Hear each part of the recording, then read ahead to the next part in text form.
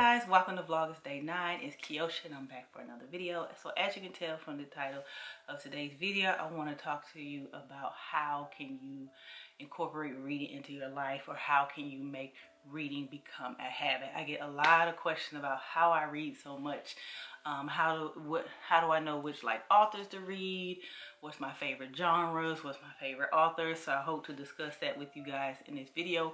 I'm going to tell you now, I could talk about books all day every day. I got me a cup of tea.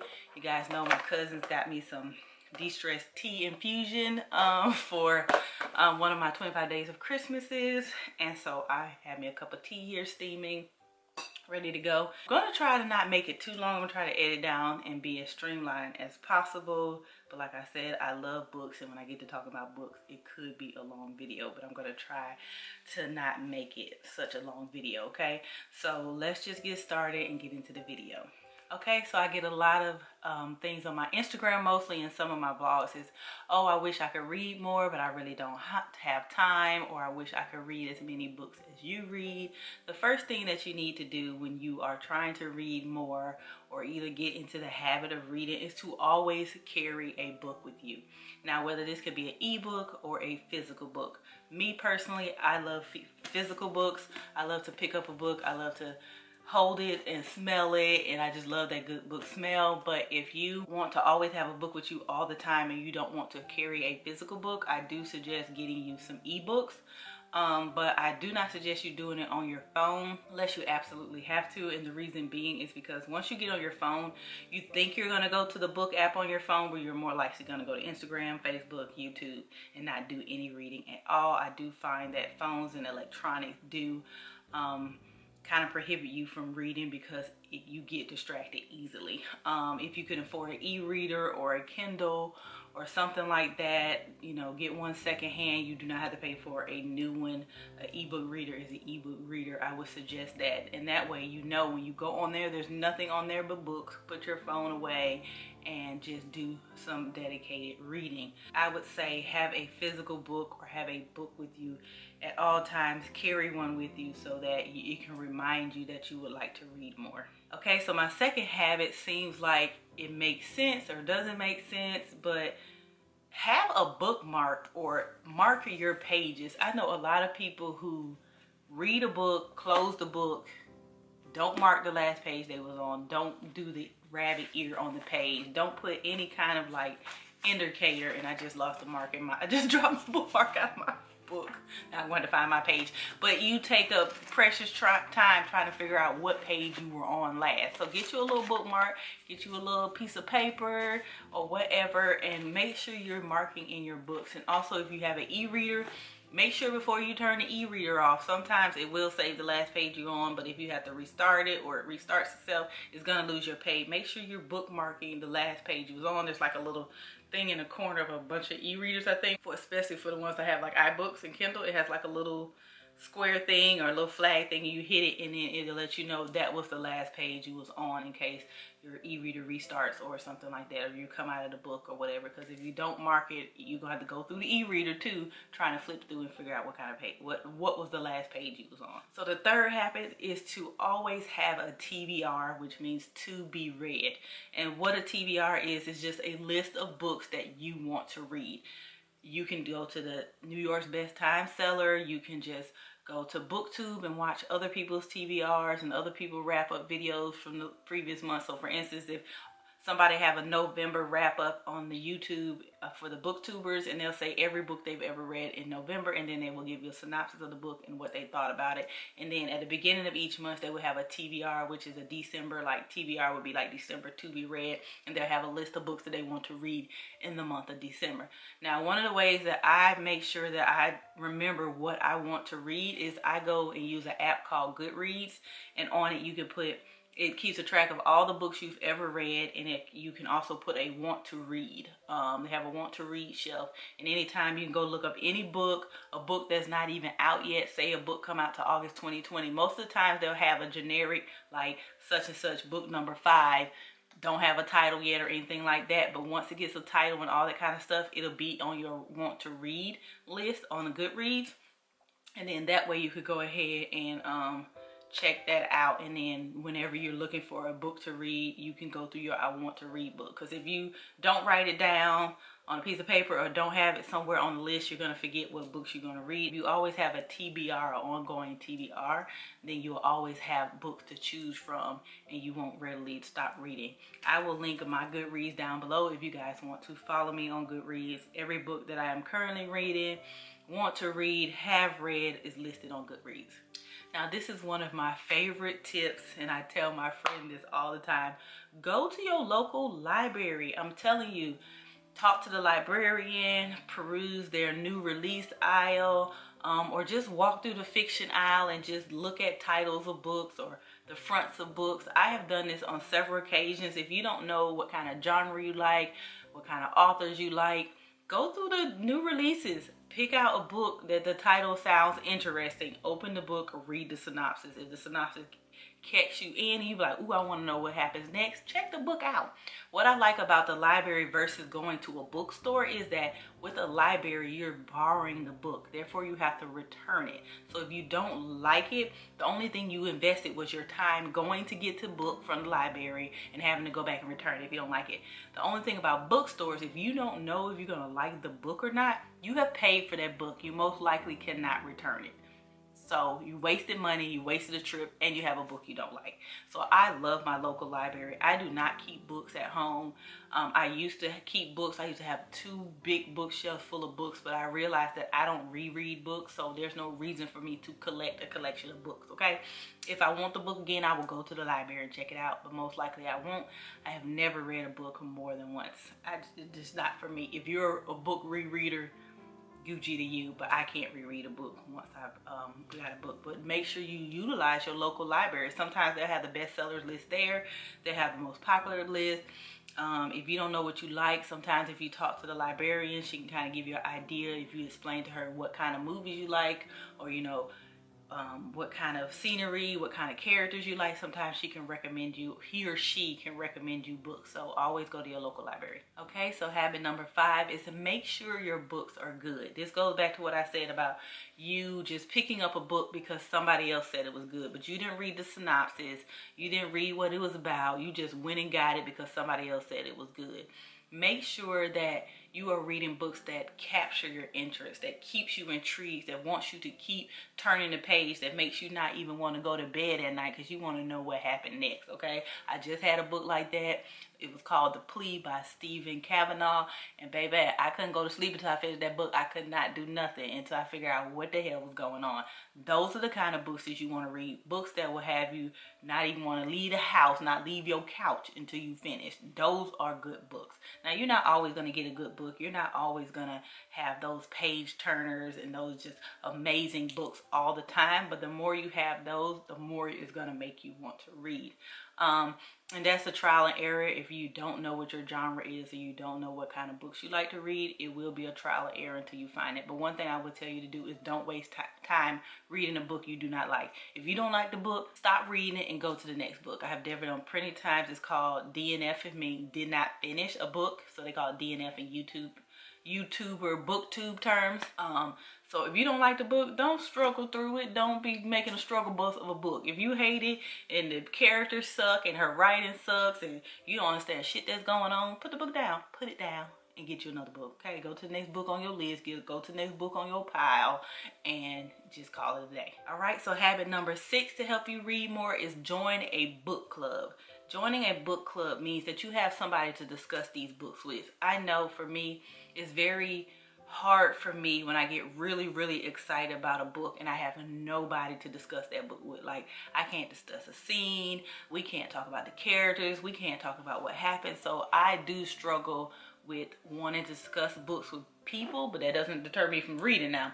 But I would love to be able to discuss books with people. If you join a book club, then you will have several people to discuss the book with. You can talk about major events, things that happened. Did this surprise you? Did this make you mad? And it makes you super excited to want to read. And then you guys all get to choose a book together.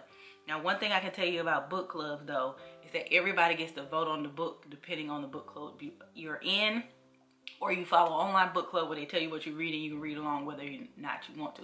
Now, this is a great way to find new genres to read, new authors, and just step outside of your box of your normal genre that you read. If you have a like specific genre like mystery, thrillers, detective, crime, that type of stuff, then this will kind of get you outside that box, have you reading all different kind of books until you find out what is your major genre that you like to read. Okay, so habit number 7 goes back to what I said in the beginning about switching off your electronics. So that means turn off your TV, turn off your phone, turn off your laptop, turn off your iPad, whatever it is. If you set time to read, then that is what you need to do. If you say, I'm going to read for 30 minutes from 7 to 7:30, turn your stuff off for 30 minutes.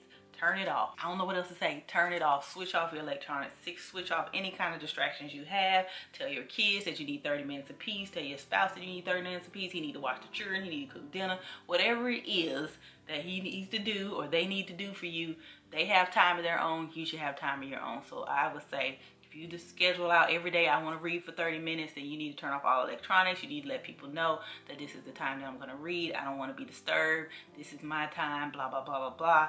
And I need y'all to respect that, okay? So switch off your electronics. Let your little family members and everybody know that this is your time and you do not want to be disturbed. Okay, so the next thing you can do is go to bed a little bit earlier. So what I mean by this is not necessarily go to bed early, but say your bedtime is 10 o'clock, right? You want to be in the bed at 10 o'clock. Well, go say now, if you want to read for 30 minutes every night, by 10 o'clock, your kid is, depending on your kids' ages or anything like that, especially if you have toddlers or something like that. If you say, okay, I'm gonna go to bed at 9:30 instead, because the kids are asleep, everybody's quiet, then I can read from 9:30 to 10, and I can still have my normal bedtime where I'm trying to go to sleep at 10 o'clock. Instead of saying, okay, I'm gonna go to bed at 10, but then I want to read for 30 minutes, now I'm gonna be up to 10:30, and then by the time you go to bed, it's really 11 o'clock. You see what I'm saying? So you can kind of wheel back your bedtime routine or whatever it is you have going on, your night routine or whatever, and that will it'll help you like incorporate reading into your life. So make sure you kind of see how, or you can wake up early. You can wake up 30 minutes earlier, whatever you choose, but you can wake up 30 minutes earlier before everybody get up, read for your 30 minutes, and then start your day. So you can do this at morning or night. You can wake up early or you can go to bed earlier. Either way, 30 minutes reading every single day will make you a better reader and get you into the habit of reading. Okay, and my last and final tip is to make it a priority. Like I said, schedule it out. Put it on your time block. Put it in your calendar. Let your family members know this is the time that I read.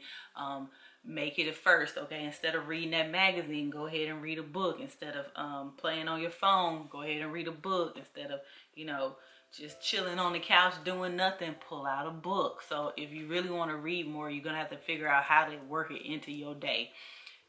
You work everything else you want to work in your time. People always say, I never have time in the day. That is not true. You just don't want to make time for it. If you really wanted to read and you really want to do something, you would make time for it. So are you making excuses, or are you not trying to make reading your priority and it's not something you really want to do? Think about that. All right, you guys, so the final thing I'm going to talk about, this is not a tip. I'm just going to talk about some of my favorite authors. Of course, we're kind of like 15 minutes in, so I don't want to, be forever with this. So I'm just going to name a couple authors that I love. But like I said, you can follow me on my Goodreads and you'll figure out the authors that I like. And then also I will link some of my favorite authors down below. So my first favorite author is a new author that I just learned about months ago. Maybe three or 4 months ago, I read his first book called 13, and he's only written 4 books about this particular character, and I fell in love with his writing, with his character, and this is the 4th book. That's how fast I've read his stuff because it's so damn good. So his name is Stephen Kavanaugh, and he writes about a con artist turned lawyer named Eddie Flynn.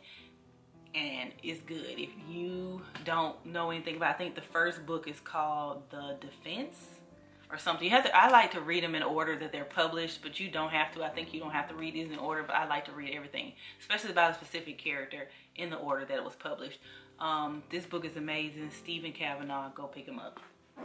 And then my favorite genre, if you guys don't know, is mystery and crime and thrillers, okay? So my next favorite author is John James Patterson. He writes the Alex Cross series. Alex Cross is a police detective. Sometimes he's an FBI consultant. Sometimes he works for the mayor. It just depends on what's going on in the book. He could have all kinds of jobs, okay? But like I said, he's Alex Cross. He's a police officer, but he's also, I think, a licensed psychologist or something like that. And I follow, this is book like number 20 something, maybe even 30 something. I don't even know which edition it is, but I love this. I love to follow books that have characters that follows their lives. So I basically am invested in Alex Cross and his whole family, okay? His son Ali, I think, is in middle school now, either elementary or on the way to middle school, and I have read about him since he was born, and I'm like invested in this family, okay? And so those are the kind of books I like, to feel like I'm in the story. I know the characters, I know their life, I'm sympathizing with them, I'm having empathy for them, I'm mad with them, I'm sad with them, I'm crying with them. Those are the kind of stories that I like. So I love James Patterson, Alex Cross series. He just started a series on the son named Ali Cross, what I was just telling you about. He's starting like a little mystery thing. This is like a middle grade book, which means it's like a middle schooler book. But I don't care. I'll read any, I guess besides picture books, I'll read middle grade books every now and then. But he wrote this about Ali Cross. I just had to read it because I know the character so well. I want to read it. Another author that I recently learned about was Tamami Adamani. And she wrote Children of Blood and Bone, and her second book is Children of Virtue and Vengeance. Now this is is it sci-fi or fiction? No, sci-fi, fantasy. I think it's called fantasy. I think it's a fantasy. It's a fiction book, but it's a fantasy. But I read the first one, Children of Blood and Bone, and it was so freaking good. And this is the second volume of that book that just came out actually this month, and I just got this copy from the library. And so this is more of a fantasy. It talks about magic and things like that. So this is really good. And then another one of my favorite authors is John Sanford. He writes, oh, let's see. This is about, I think these are African American or dark skinned characters. Eddie Flynn is a Caucasian. I read all genres, but just in case you guys wanted to know, and Alex Cross is an African American along with his son. And then I read another one that's John Sanford, and he writes the Lucas Davenport series. Lucas Davenport is also a police officer. His wife is a doctor, I believe, and they have a child they adopted, I think, and a child of their own, if I'm not mistaken. Sorry. I hadn't read one of his books in a long time. One should be coming out soon. I'm waiting on it. And he's a police detective, and he's Caucasian, and I follow him for the last couple of books as well. And then the last author I'm going to mention is Robert Dugani. He writes the Tracy Crosswhite series. She's a Caucasian woman who became a detective because when she was younger, her sister was kidnapped and murdered, and she decided that she did not want to be she couldn't do anything, so she decided she would want to help other people, so she decided to become a detective. Okay, y'all, I can't talk no more. It's like, I'm like on 20 minutes, okay? This is getting too long. Okay, so those are all of my suggestions if you want to make reading a habit. Those are some of the authors that I love. Like I said, I will link them down below. I will link my Goodreads down below. You guys can go see what I watch. So let me know in the comments who are some of your favorite authors, and give me some suggestions of some new authors that I can read and follow. So if you enjoyed this video, give it a thumbs up. Make sure you guys subscribe, and I'll see y'all in the next video. Bye.